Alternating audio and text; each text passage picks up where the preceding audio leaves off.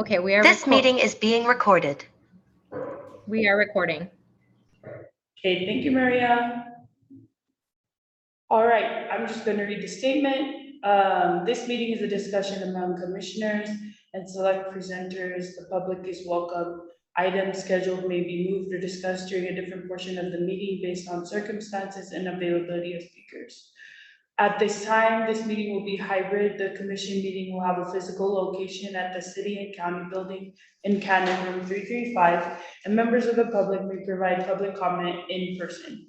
Commissioners and presenters may join or participate either in person or through electronic means. So I'd like to thank all of you for attending and presenting. We want to just start off with the roll call. So for all the commissioners here, just unmute and state your name and what district you're representing, please.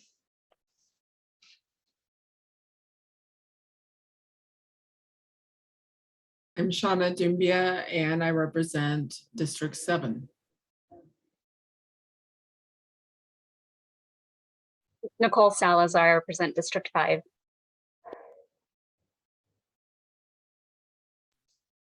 Everett Bacon, I am representing at large. All right, thank you, commissioners. I just want to let you all know that the chair, vice chairs, in their regards, they are sick. So if you do have a chance, and especially Jason, a message, he just got sick, he has the flu, and they've asked me to conduct this meeting. So I also will move the May 2022 for our next meeting to adopt those minutes, since we don't have quorum today, but we still wanted to proceed with recording the presentations that were scheduled for today. I want to make a note that we don't have any folks from the public that are here, as you can see through the meeting.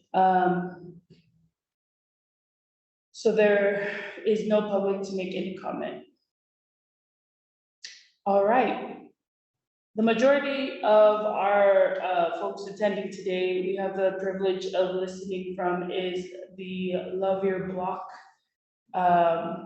program, and they're here to talk a little bit. I'm excited. I've spoken with them briefly a couple of months back, and they've had some staff changes. So I also am excited to hear who's new on the team and any updates that you all have been working on. And I'll hand the time over to you all. If you could introduce your name, introduce yourselves at the beginning, that would be great. So Katie, I think you're leading the charge. I'll turn the time over to you. Yeah, thank you, Moana, and thank you all for allowing us to come and share a little bit more about ourselves and about this program with you tonight. I'm Katie Reiser. I am the Special Projects and Volunteer Program Manager out of the Mayor's Office. I've been with the city actually for over 2.5 years, but have recently taken on this role in the Mayor's Office just in the last 2 to 3 weeks. And I come originally from Public Lands.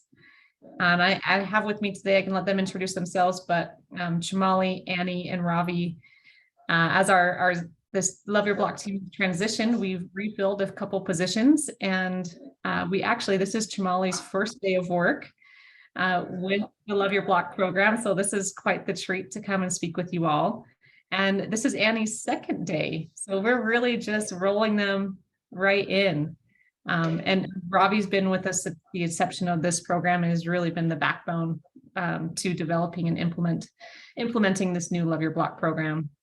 Before I dive in, Chamali, Annie, Ravi, if either of you want to provide a further introduction, feel free. Well, thank you for having us again. My name is Chamali Hernandez. I am the Love Your Block Fellow for this year. Just a recent graduate from the University of Utah, and I'm really happy to be here. So thank you for having us. I can go next. I am Ravi Sharma. I am one of the AmeriCorps Vistas that is working with the Love Your Block team. I'm also recently graduated from the University of Utah.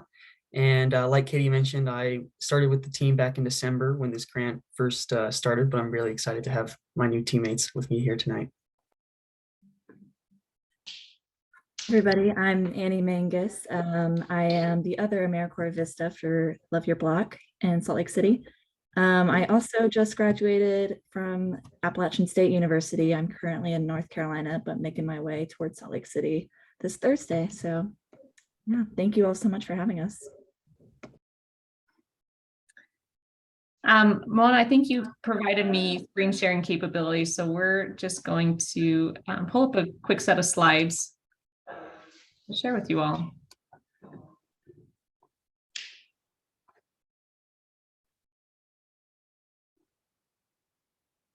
Okay.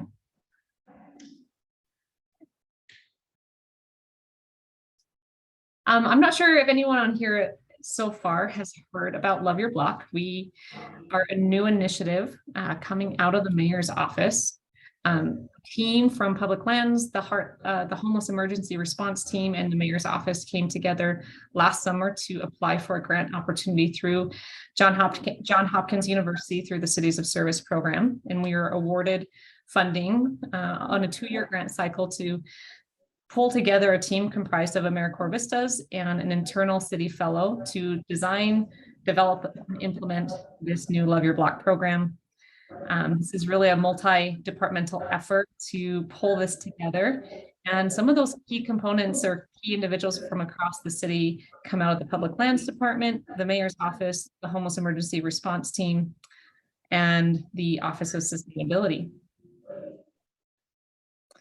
Our hope today is really that we can share and leave you all with a better knowledge of who Love Your Block is, what our goals of the program are, and have clarity in how you can help participate in this program, provide outreach, and help us continue to develop equitable practices in implementing these here in our community.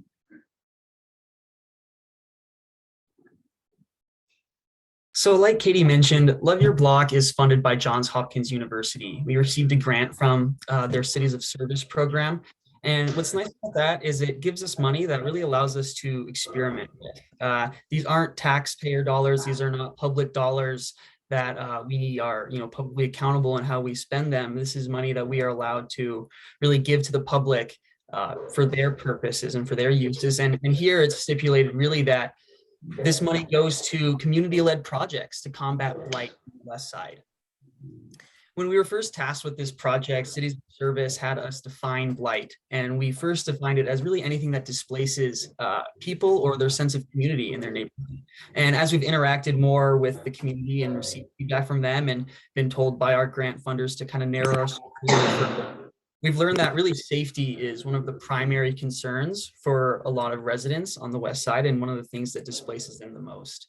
And so for this cycle, we're focused on primarily public assets on the West Side, specifically the Jordan River as the centerpiece, but the entire neighborhood and community and all of the assets that come with it as a whole.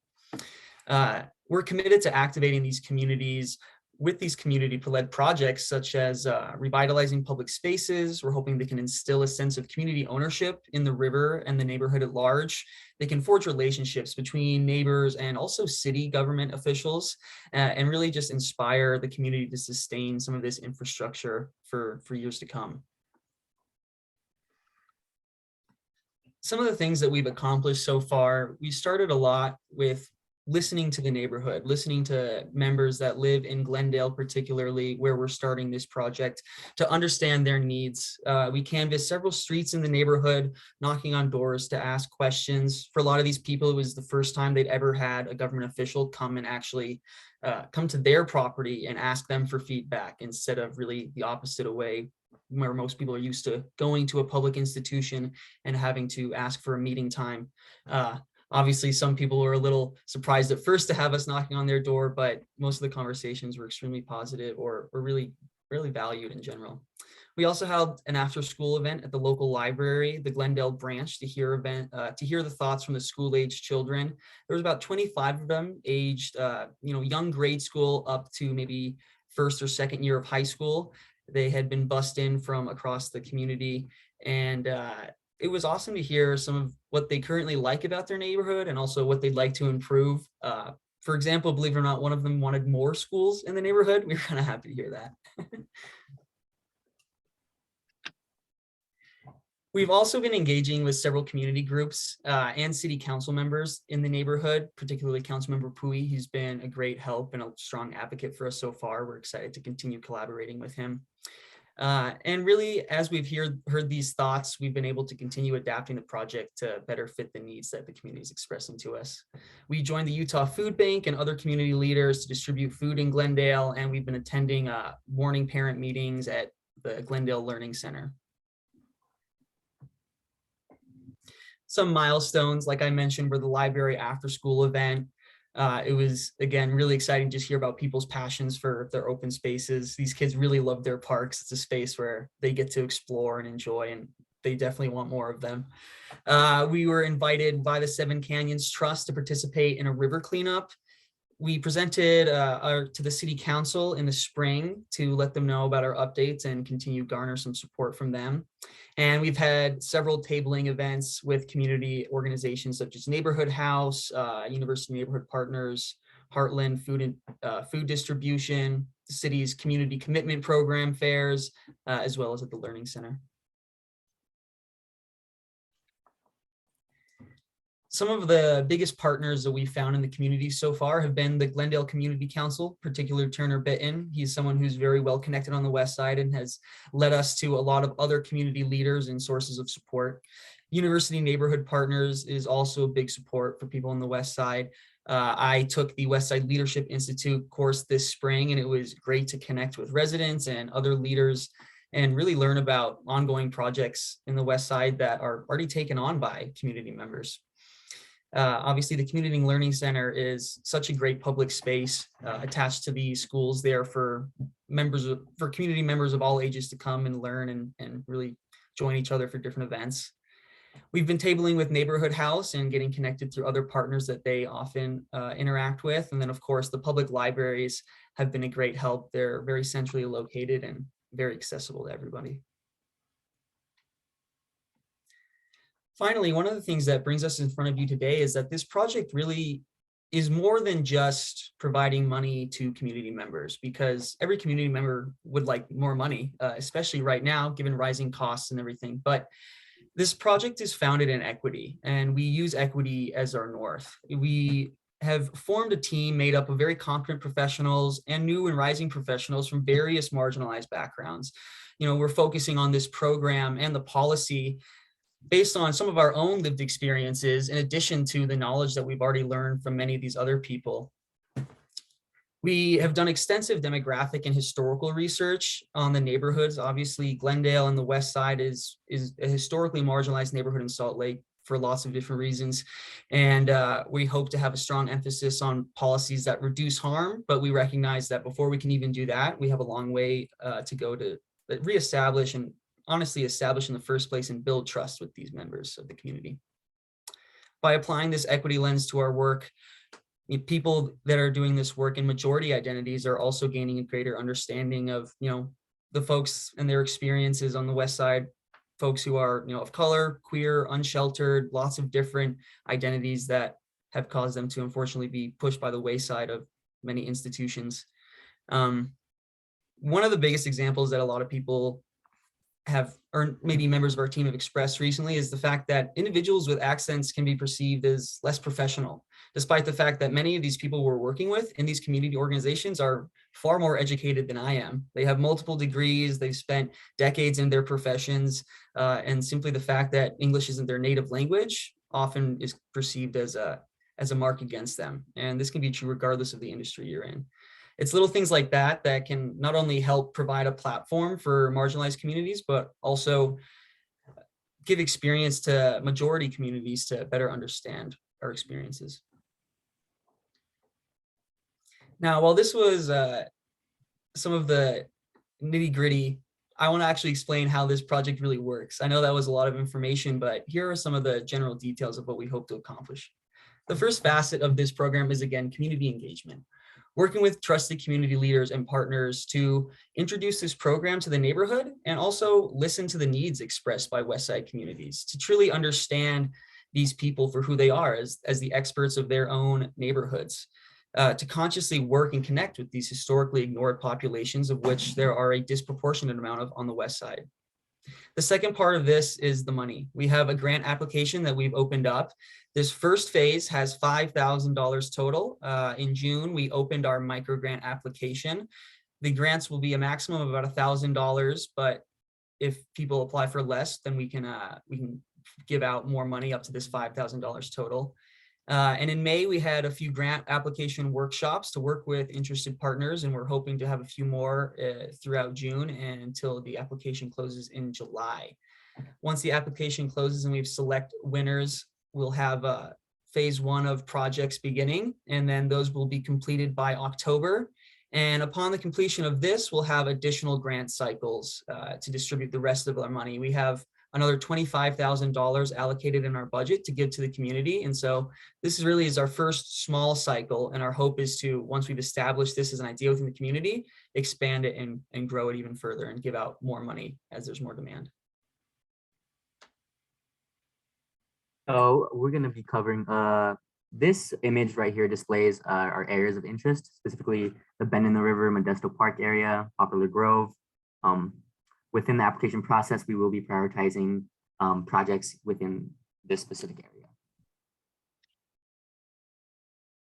And so what does it look like? So the beauty of this program is that it can really take any form. We prioritize the lived experience of residents. As Robbie pointed out earlier, they are their own experts of their own lives. So the lived experience is key in projects such as these. And oftentimes the tangible project isn't actually the only result through this process. So for example, within Richmond, California, the Harrochester Village residents wanted to beautify their main entrance. And within doing so, they did weeding, they did trimming, they replanted. As you can see, they did a painting, a mural there, which was in partnership with a local artist. And they did also install solar lights in order to improve visibility and safety. While all that is very tangible, what you don't often see is the results of this placemaking increased the community's sense of identity and belonging to the Harrochester Village. And we're going to go on and talk about a few more examples. So secondly, the Shangri-La Rock Garden in Boston, Massachusetts. This project replaced a blighted plot that residents had kind of identified that they wanted to see something done with. The blighted plot pictured on the left posed a safety hazard and was an eyesore for many community residents. And so the community gathered together in order to apply for the grants and eventually turned it into the beautiful rock garden that you see now.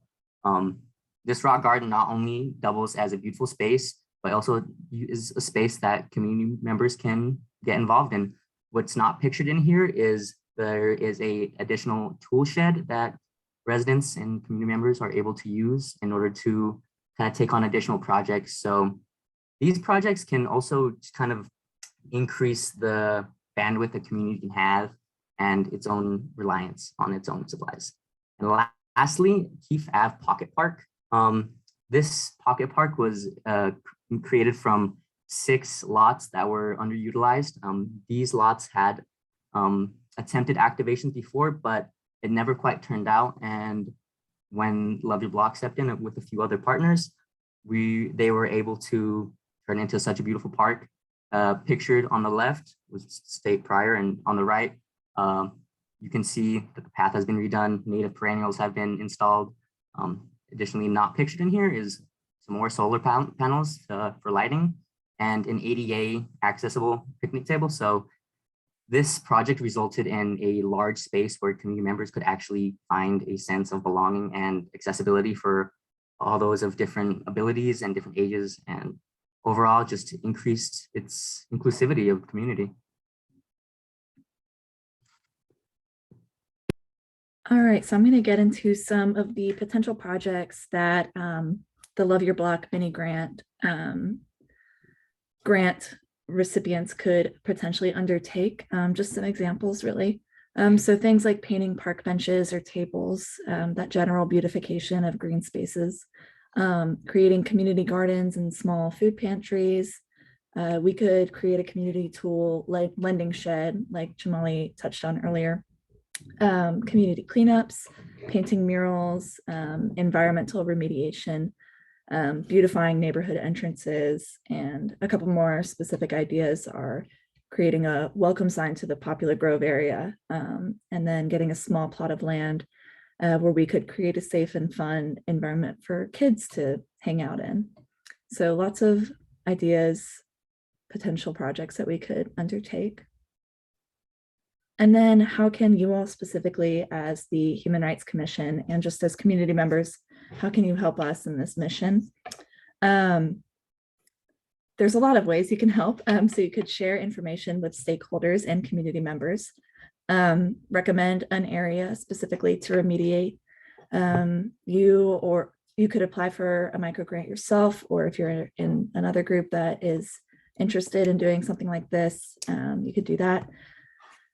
Collaboration at outreach events. You could host an event or volunteer at somebody else's event once we award these mini grants and we have these events going.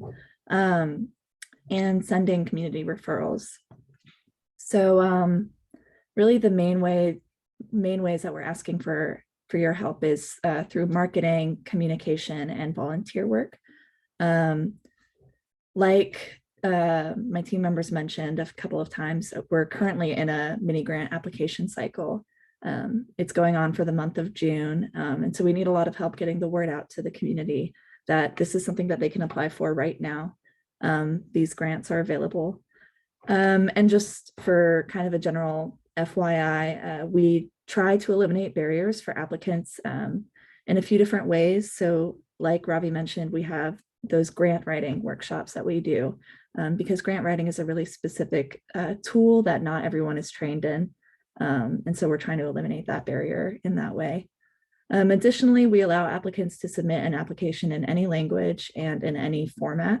So we're trying to take away that barrier of translation, we're trying to take it away from them and instead take on that responsibility ourselves. And then similar with if it's a barrier to submit a written or an application on the computer, you can also send us a video submission. We can meet in a park. We can do a phone call. So just a note that we're trying to eliminate those barriers and really get this out there for people.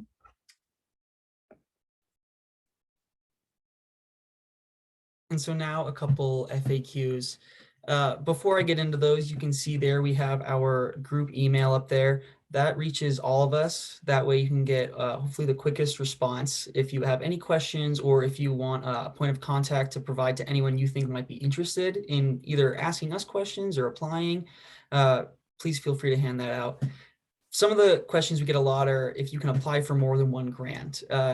Each group can only apply for one grant per cycle, but again, we want to emphasize that we'll have multiple cycles. So if you want to get started with a little bit money in the first cycle, get something done with your project and then reapply for money the second cycle, I want to emphasize it's not necessarily guaranteed, but it could, we very much want to emphasize this kind of continual growth and ongoing aspect of the project. Also, it doesn't mean necessarily that one site cannot have multiple projects at the same time. They would just need to be applied for by different groups, different sets of volunteers and managers. The sites that are available for projects are really any public and private parcel, so long as they take place along the Jordan River corridor on the west side, again, as that map that Chamali was explaining, kind of outlining Bend in the River and Modesto Park is where we'll be giving priority to this first cycle. But in general, just around the Jordan corridor is where we would like these projects to be placed. And truly the one stipulation is that obviously you have the consent and approval of the owner of the parcel. Finally, can individuals outside of the West Side apply? Technically, yes, but we will be heavily prioritizing applications from West Side community members, again, to just instill a sense of ownership over the people that live in these neighborhoods on their communities. And if you do apply, we'll be asking that you apply with partners that live in the Glendale neighborhood to ensure that, again, there is some local aspect to the project. And with that, I would say we can open it to any questions that you all have, or really any feedback you might have to ensure that during this project, we are cognizant of and respectful of the human rights of every Salt Laker.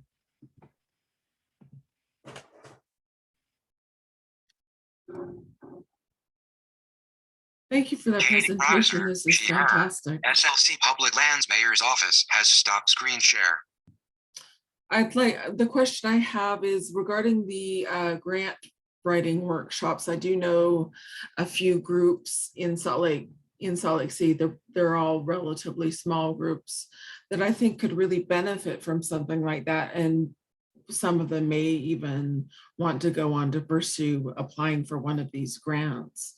Do you have information, or should they reach out to you for information on the grant writing workshops? We could follow up with this meeting with items to Moana to distribute to this committee of the next workshop date and flyers of information of how to contact us and how to submit the application. And we really appreciate you distributing that to those groups or connecting with them to us directly, and we can invite them to a workshop or meet with them separately on the side at a time that's most convenient. Yeah, absolutely. One of the biggest points of feedback we received is that applying for a grant can be really arduous. There's a lot of steps that go into it. There's a lot of information you need. And so, like Annie was mentioning, our hope is to make this as accessible as possible and really start to introduce people to this idea of, the government has money, and if you jump through a couple hoops, you can get some of it. And potentially that opens the door to some of those larger grants, such as the CIP program and lots of other funding that the community has available. But we would absolutely be interested in connecting. Those workshops are certainly for smaller groups like that who can, on a more personal basis, start to understand, what it's like to interact with the government and go through the steps of applying. Great. Well, look Hi. forward to you receiving that. Hi, this is Everett Bacon. So I am blind. I'm wondering, Moana, if I don't need the entire slide presentation sent to me, but if I could get the contact information and maybe just the criteria for the grant sent to me, that would be really helpful. I can distribute that to the blind and disabled communities. I'll grab that from Katie if you can send that to me, and I'll send that directly to the commission. And then I'm wondering, because you talked about some of the things that have been done in different parks area for people with disabilities. You mentioned specifically a bench that was ADA compliant. There is a service that is being utilized at the city and county building, as well as the Washington Square area there, as well as the Salt Lake International Airport, called Aira. It's spelled AIRA, and it is a service that allows a blind individual to get visual interpretation services through their phone. It works with iPhone or Android.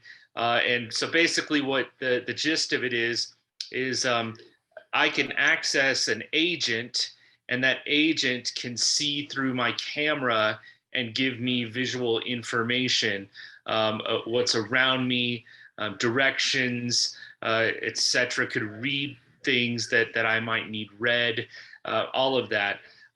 The service is actually, it's set up by area, so you can a certain amount of money can be paid for per year for a certain area, and I can put you in touch with that is if you are looking for information that might help blind or low vision individuals in a particular area. Thank you, Everett. I would say that, this is the kind of information that Love Your Block would love to continue to receive. We would like to be aware of as many resources as possible to hopefully implement, but at the very least, continue advocating for and also connect people in the community with at large. I appreciate that. Sure. Thank you. All right, thank you. If anyone doesn't have any more questions, just want to thank the Love Your Block team and for hopping on this presentation, even though you were all still building your team out in this last couple weeks. So thank you so much. I'll wait for your email, Katie, and then I will send it out to the rest of the commission so they have it. Wonderful. Thank you all so much for taking time and letting us join. Thank you. All right, this is Mona. We are going to be moving to our next agenda item. And this was supposed to be the language access policy update and welcoming America. Something happened with my invites, and this may have happened to you all, but it uninvited folks and canceled this meeting without me knowing. And I still have to figure out what happened with Outlook. So we had our wires crossed with some of my teammates, and they will have more updates at our next meeting. I do have just two things that Roxana said that I could share out. And she said she'll have a better presentation for our next meeting. Right now, she's working with the Municipal Language Access Network to determine best practices and build ongoing collaboration. And she's continually meeting with the Utah Human and Health Services staff who are working on developing their own language access program. And then the administrative policy, which Shauna really helped go line by line review. It's still so the draft was submitted to our internal policy review committee. And once that has been reviewed and changes have been made, they're hoping to bring it back to you all for feedback about language access. So those are the quick updates that I had from Roxana. And she and Fatima will be here at our next meeting. All right.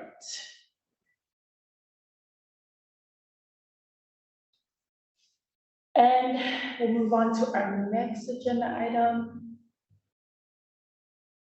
the Human Rights Day celebration. So I think, Nicole, were you here in our last meeting? I know that Everett and Channel were here when we talked briefly about the Human Rights Day.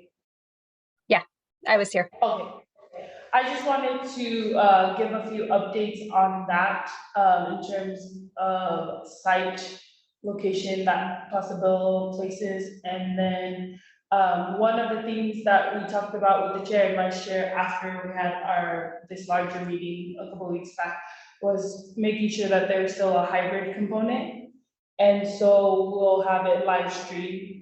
So those of you who are unable to attend in person or don't feel comfortable if the numbers are high, that will still have the ability to have that component available for everyone. And we have a Human Rights Commission YouTube channel that I just created so that I could upload these meetings, and they're easier to access, and we can stream from that site. The next part was I reached out to a couple of partners, and we can have further discussion, but some of the options that we could is, since we're partnered with Salt Lake School District, we can reach out to our partners in the West Side schools and request if we'd like to have use some of the auditoriums, since it's December 10th and probably school will be out at that time or closing out. And then we have partners at the library, of course. Glendale Library has a pretty open space there, and they can have like about 75 to 100 people that can fit in that one room, their large room. So these are just options that I wanted to share out with you all. And if you have a specific place that you all were thinking, well, and all these places have like ADA accessible. They have the other parts that I was thinking is like the parking lot is open and big, so we're not being crammed or trying to find something. That's the only thing with having events here downtown. Locating them on the west side, since we've historically had these at one of the schools or on the west side with marginalized communities there. But I'm also open to any suggestions for that as well. These were really just preliminary things that I'll send out in an email following this meeting. And then the last part was, I wanted to give an update about the 3 awards that we gave out. And that I'm creating the nomination process so that it will be available online and through a Google Docs. I think that that's the easiest way for me to create it. And then I'll be sending that out on a link. But the 3 things that we had historically, which we can change as well, was an emerging leader, a group or organization, and then an individual. And the only thing that we said for this was they would be nominated by somebody else. And then, like we did a few years ago, we took time from one of our meetings and we read through the nominees and why they should be able to receive an award from the Human Rights Commission. And my final thing would be, a part of that nomination is we would need to discuss what a theme for that Human Rights Day would be, so that when we're framing why these nominees would be receiving an award, it would be within the scope of that theme. So when I was here oh my goodness, not 2 years ago, I'm so sorry. 4 years ago, it was the SLC Stand Up for Change, I believe. That's what it was 4 years ago. So since you 3 are the lucky 3 that are here, we give it, if you want to throw out some ideas so that I can work with them while many folks will be out and about this summer. So I want to make sure I have all this information, and when we reconvene, I will have drafted up all of the materials and can just present to you all. So, commissioners, do you have any theme ideas that you'd like to throw out that I can start exploring and then drafting up for the Human Rights Day?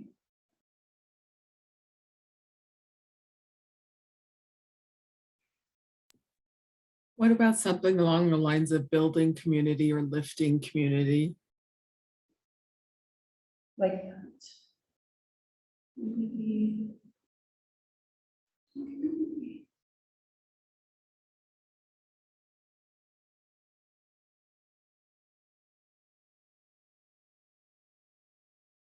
All right.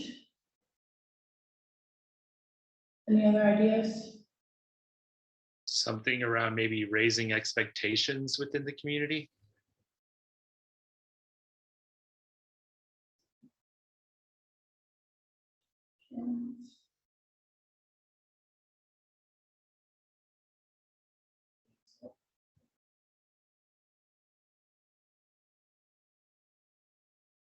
Be good.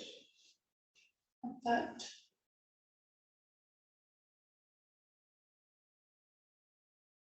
I don't know, themes are not my thing.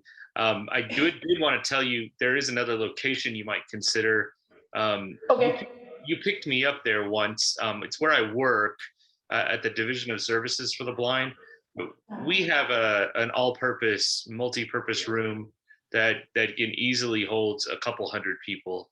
And we have chairs and tables and everything that can be set up however way you'd like. We even have a microphone, podium, video board capability. So that is it's another option if you want. And you know where we're located. We're about 1950 West to 250 North. So. And you all have great parking too. We do. We don't have a lot of parking though. That's the only thing. Yeah. But we do have. Yeah, there's other buildings around there they can park at. Yeah. It's all state facilities. That is a good idea too. Thanks, Everett. I'm going to add that to the list of locations.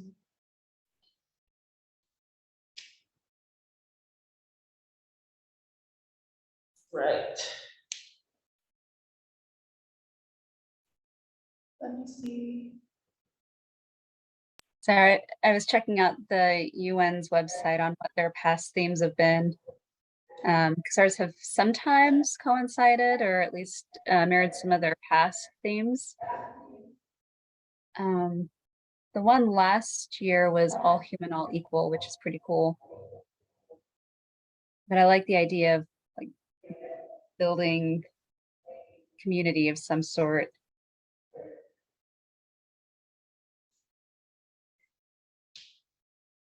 And yeah, themes are not my strong suit. No I worries. rely on the I artistic think- people for that. I will mock up some things for you all for our next meeting so that we can bring them and you all can have feedback. I'll send them through email too.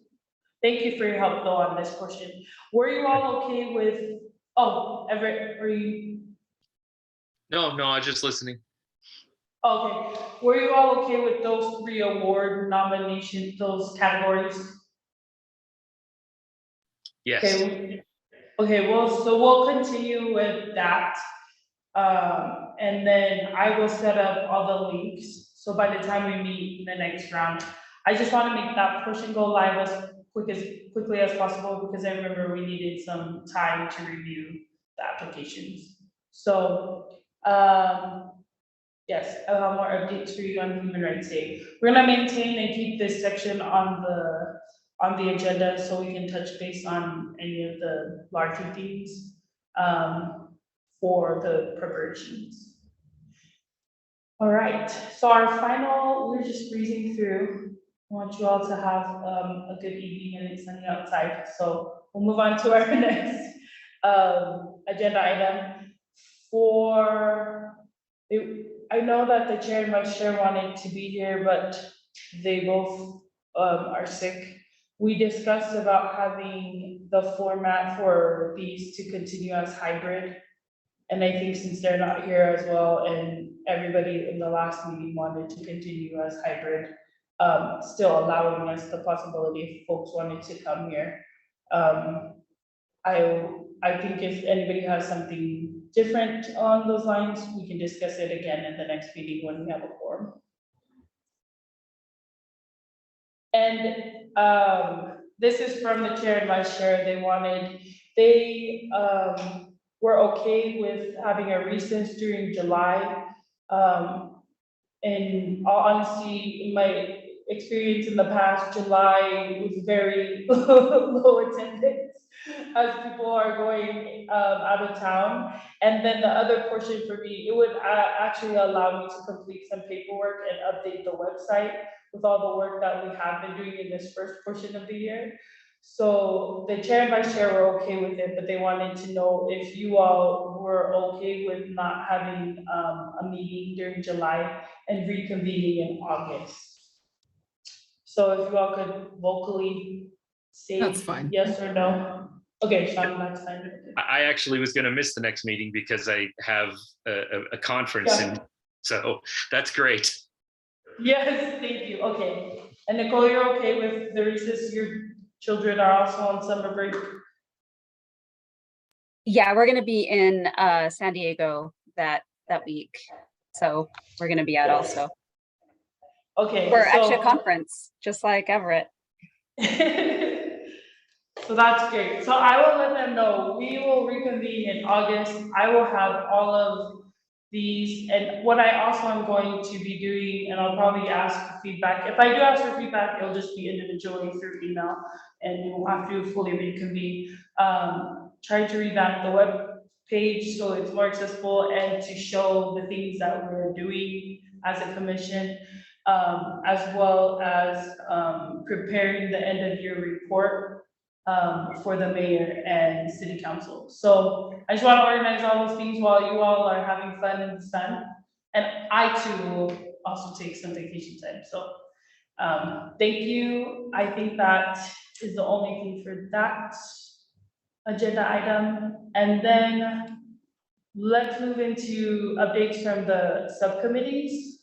I think for the refugees and new Americans, Shauna, you're a representative, but that was just supposed to be what, agenda item 5, which they will be here in August to give us more updates. Okay.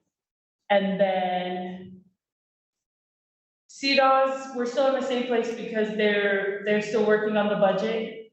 Yep. But if you all, I sent the CDOS stuff to you, Everett documents. If you were able to get that, to bring you up to speed on that. If you have any questions, feel free to ask or reach out. Nicole is very well versed now that we've been doing all the different parts. I saw So- Councilmember Wharton on Friday, and I bothered him again about it. And he said Okay. again, for the budget. Okay. I asked him if he was So tired it's of not- listening to me complain about it. Sounds good.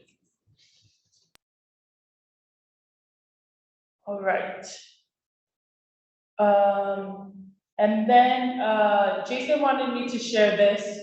We did, I was just taking notes, but Jason was able to meet with representatives from the county on homelessness. And I will be sending this email out to share with the rest of you. But during that meeting, we met with Charlie Sweat, Catherine Fife, Celeste Nicholson, who are all part of the team there in at the county, who also work with the health department. And we were connected to them through Andrew Johnston here. The chair and vice chair finally were able to meet with him. His schedule's been super busy, as you all know, with now after the winter, then it's a lot of the encampments during the summers. So we'll meet and follow up with him afterwards. He connected us with the county and some of the major takeaways from there that they've asked this commission in particular to partner with them for Salt Lake City's feedback from Salt Lake City. They are creating this is just my understanding, what they've described to us. Historically, they've had a tool that you would get points in terms of saying like, okay, this person is like housing insecurity would be X, Y, and Z, so we should put them higher on the index to receive housing. And the county and the state are actually moving away from that index score, and they are bringing online a new tool to try to assess folks on how they need help in terms of housing. And so they sent us a link, and if you all could review what that tool looks like and provide feedback, that's what they were asking for from the county. And then the second part was, if you all would like to start participating or receiving messages or emails from the Coalition to End Homelessness in the Salt Lake Valley, we can include you on that list, and I will also send that out in an email after this. So it was a good meeting. We've learned with the county as well as with Andrew. I think the biggest takeaways from Andrew's meeting is that a lot is all happening at once, and the issues are so multi-layered and multifaceted. Have to do with money, and some things don't have to do with money. For instance, with ARPA funding from the federal government, some of those things are difficult because the bureaucracy and the paperwork in order to get to the funding has been made difficult, not necessarily any of our fault on our end. And then the other part was, there's such a shortage on social workers and anybody who is willing to work with populations that have high need, and they're all experiencing it all at once. So that's some of the takeaways. Other parts of it is that the commissioners, or the chair and vice chair, was happy to hear is they are trying to figure out long-term solutions instead of always having the emergency shelter brought up every winter. And if Andrew or the other folks were here, they could give you more detail, but I think the city is trying to work with the state and the county with funding that has been provided for them so that they can think of that portion, not every single winter when we're having an emergency shelter. And the other piece to that was they received a lot of good feedback for the Ramada Inn emergency shelter. The biggest part of that was it came online too late in the winter. So like the model they used was helpful and people got their own room and had privacy. But the other piece to that was because it had to go through the city council again and all jump through hoops, it did take longer to come online. So I'll send you an email with the links from the county for feedback from the commission. And then if you have any specific questions, you can send them to me and the chair and vice chair. And that is all I have for that update.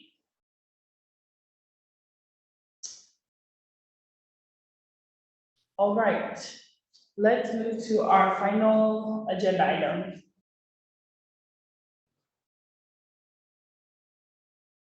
So the discussion or dialogue about human rights in and around the world. I wanted to make a note before I forget to, that I did follow up with state representatives and a state senator about Luna's question, and that I will, when I find, they were asking their own staff in particular about what that means. If you don't remember, a couple weeks ago, Luna asked about a specific bill that was passed into law for any monies that was provided by the state could not have any anti-Israel links to anything that was anti-Israel. So that's what I was sending to the state representative and senator for more information on how that affects organizations, community organizations and their funding. So yeah. All right, I'll give the floor to you all if you have any community or human rights concerns that have happened or are happening in the world today. I know with all of the shootings mass shootings that have happened in the US recently, which unfortunately it's been a very long ongoing issue. There have been some other countries have issued warnings to their citizens about human rights violations in the United States and that it's not a safe place to travel. I believe we had a conversation regarding gun safety several months ago, and I'll be honest, my memory completely escapes me, but I'm wondering, do we have anything ongoing or is there anything being looked at as regarding gun safety in the city? I was gonna add it on that. I was impressed with the Mayor Mendenhall's press conference this past Friday, and we were invited to that. And there was a gun, like a buyback program that was available there. I don't know if that's still going on, yes. but that was some good information, I thought, that was brought by the mayor, and a great proclamation on gun control that she would like to see done. Yes, and this is Mona Everett is correct. So last Friday we held the press conference and they were launching the buyback program. The SLCPD also has they give away safety locks for free, especially for those who are living alone with like children but I do think because we're Salt Lake City, this dot in Utah, as a state, it's very difficult in terms of legislative acts that Salt Lake City itself can do. The mayor and the city council have pushed forward their concerns about gun safety and gun control, whether they will support, was it Senator Kitchens? Senator Kitchens is running a Yes. bill to change the age from 18 to at least 21. And the city is very supportive of that, both city council and mayor.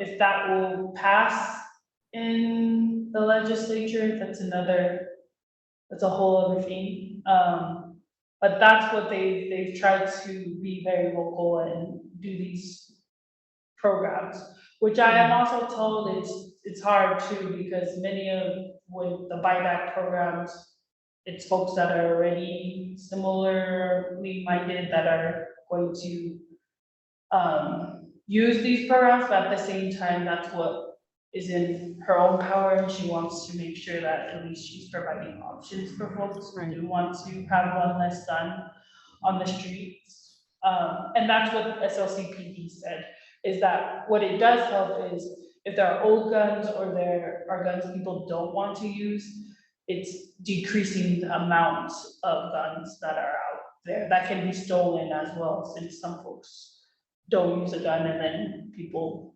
steal them or use them for other purposes and they have no idea. And certainly I am well aware it's challenging, having testified myself in the past at the Capitol regarding gun safety. It's extremely challenging because Utah, we on a relatively regular basis pass ever expanding legislation that is very pro-gun and frankly not, in my opinion, contrary to common sense gun safety, including, you know, we had a few years ago, and my timeline may be off a bit because everything's off because of COVID, but of expanding our already pretty liberal stand your ground laws. Yeah. So I realize it is an uphill climb, to be sure, but I'm also a big advocate of squeaky wheel thing. So I think it's always of value to say something and have there be a voice out there, and I'd love for that to be coming from, certainly from the city. And Yes, I think that the mayor also is supportive of that perspective as well. And Maria and I just, as I said, Maria and I were just talking about this when we were choosing whether or not to march in the Pride Parade. Some of like the anxieties we've had was like, we want to be supportive of all folks, but I could also see how people would be anxious when you're in an open parade and there are so many people vocal and scary out there, and there isn't really any laws to protect us, and we're just trying to peacefully march or peacefully have joy. So those are some of like the decisions that a lot of folks that were participating in the parade over the weekend for Pride were considering too, which is, that's the state I guess we're in. So yes, I think that that's a big thing that the mayor wants to still push forward, especially regarding the children in Salt Lake City School District, supporting that and their safety. Thank you, Shauna.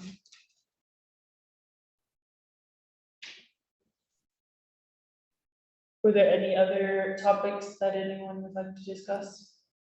I was happy to see that the federal government and the Navajo Nation reached an agreement with Utah to finally get water to Aneth and several other regions in the Navajo Reservation, the Diné Reservation. So that is a long time in coming. And I'm glad infrastructure is finally be built to get that water to them so they can fully exercise their water rights.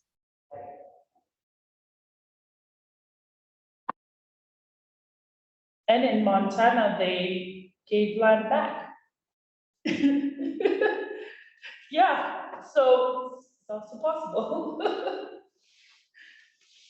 I believe they did in Canada as well. Yeah, I think they've done more so in Canada than in the United States. Sadly. And of course, confronting the history of abuse at boarding schools. That's finally coming to light. I think Canada is probably doing more than we are about that, but it's at least coming to light that's occurred. We all knew it happened, but none of it was really ever given much notice or really had any, I guess, hard proof to back it up. But some of the remains that are being found are definitely evidence of what occurred at those boarding schools. Right. And Utah was such a huge part of that legacy. Yeah, Absolutely. yeah, very much so. It's heartbreaking. Every time I give an ICWA presentation, because I know ICWA pretty well, the Indian Child Welfare Act. And every time I do an ICWA presentation, I make sure to educate new lawyers and existing lawyers on the history of the boarding schools and what it did to so many families and children and how unnecessary it was to break up those families all those years ago, doing more harm than good. And that's the reason for making sure ICWA remains in place. And that decision is, the briefing is still going on, the now Bracken versus Holland. So it's kind of up in the air where what's going to happen, because we do actually, surprisingly enough, have one Native-friendly Supreme Court justice. So it's kind of interesting to see some of the tides turning on Indian law on the federal level, where before it was almost a surefire, the tribe is going to lose without question for the most part. But with Gorsuch on the bench, it's kind of made a bit of a difference with in the Indian law arena, surprisingly enough. And leave it to the one sole Western Supreme Court justice to understand Indian law and know some of the impacts, the real life impacts of those decisions. Who is that, Nicole? Gorsuch, Oh, wow. he's from Colorado. Yeah. So it's actually a very conservative justice, but surprisingly somewhat liberal leaning on Indian law matters. So, and the problem is that there's so few reservations in the eastern parts of the United States. There are a lot of tribes, but a lot of them don't have reservations. So those issues don't come up a lot. I mean, there are other contractual issues and issues with casinos and the like, but very few of them have actual reservation land. And out here in the West, there are a lot of tribes that have a lot of reservation land. So these issues come up a lot more in taxation and contracting and choice of law and venue and all sorts of things. So the judges out here in our circuit courts and our appellate courts see those issues more often. And Gorsuch was one of those who saw those issues more often than say someone who came out of one of the New York districts. So interesting to see what happens there. I've been keeping an eye on it through Turtle Talk, but we'll, if something cool happens, I'll let you know. Oh, it's very interesting, yeah. Please do. I always think that even looking at history with policy and laws of like how certain ways that people are conservative or policymakers are conservative and judges, but then there's things that are this undercurrent that's passing through. So that's fascinating. So yes. Oh yeah, I could talk to you for hours about it. Like even still surprisingly liberal in certain areas, but very much not in a lot of the areas that that matter to me. Yeah. Which that is one of the things in our own sphere of coming up with Roe v. Wade, and it will be I guess everyone's just bracing themselves. So yeah, he was very conservative on that issue, but he was very liberal on the search and seizure. Actually, he was big on keeping the home private. So we could almost predict that if there was a search and seizure issue, he was going to find in favor of the defendant against the state. So interesting. Those judges they're people too, and they have their issues, just like the rest of us. All right, Yeah, Everett? It is did you very have any- interesting. Oh, sorry, Shanna. Oh, Everett, you're muted. Can you hear me now? Yes, you can. Okay. I don't really have any new updates from what I brought last month. It's interesting. The director of elections in the lieutenant governor's office actually did put out a request for information for an accessible electronic mail ballot system, and I'm actually participating on a study to where basically these companies that have this technology available, they're going to present to us tomorrow and Thursday. It's not an RFP yet, so the city or the state has not decided to actually make this happen, but it's a step in the right direction. So I'm happy that we're actually getting some movement towards this. I don't know if it'll happen by the midterm election. I'm hopeful, but I'm also realistic. So, but that's all I have on that for election purposes here in Utah, from what I brought last month. Thank you, Everett. Keep us posted on that as well. Would like to know, and then if it does become available, then we can try to help in terms of sharing out on social media and educating folks. All right, I think we've come to a close to our meeting. If anybody else doesn't have a burning question or comment. All right, since we do not have a quorum, I don't think we have to adjourn that way. I can just call it. Thank you all for coming and for helping. Zoom. And please have a safe and great holiday in July, and I'll see you all back in August with more information. Yep. Currently unmuted. Thanks, you. everyone. Okay. Thanks so much. Have a good one. Bye-bye. Bye.